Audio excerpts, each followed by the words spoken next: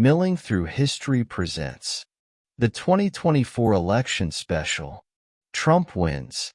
With the 2024 election now in the books, the United States prepares itself to inaugurate the 47th president, Donald Trump. His victory marks the climax of one of the biggest political comebacks in American history. While many people who do not like the newly elected president believe this will be the end of the nation, supporters are convinced good times are just around the corner. However, can history provide us with a possible blueprint of what to expect over the next 4 years? To answer this question, we must look at the presidency of the only other person to do what Donald Trump did: get elected to a non-consecutive term as president. As such, we will examine the presidency of Grover Cleveland and see if his time in office can offer some answer to what might be in store for us in the near future. Perhaps the biggest issue President Trump will have in office will be the economy. This issue is one for which many presidents have had to contend with. For President Cleveland, no sooner was he in office that the Panic of 1893 occurred. Prices for goods had gone up over the previous 4 years, and the nation's gold supplies were greatly depleted. The coinage of silver had greatly weakened America's financial stability. To combat this, President Cleveland pushed for the repeal of using silver for the nation's currency. In addition, he also pushed for the sale of bonds. This move allowed for the Treasury to begin resupplying its supply of gold.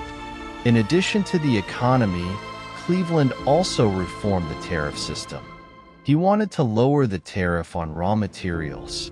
While this would create a financial loss to the nation, the money would be made up by implementing a 2% income tax on households making $4,000. In modern currency, the income tax would need to be applied to all households making $135,000 or more. After a rough battle through the House and Senate, Cleveland allowed the bill to become law, but receive his signature on it. The reason for this was that 600 amendments were added on to the bill, which would have resulted in the consumers having to pay more money to the government. However, the bill did provide an opportunity to bring down prices, which is what Cleveland wanted. With the economy hurting the nation, labor strikes were inevitable. Cleveland dealt with 2 labor events: Coxey's Army and the Pullman strike. While the former fell apart before it could even begin, the latter signaled the national public's lack of faith in Cleveland, as the Republican Party took control of the House in a landslide and anti-Cleveland Democrats took control of the party.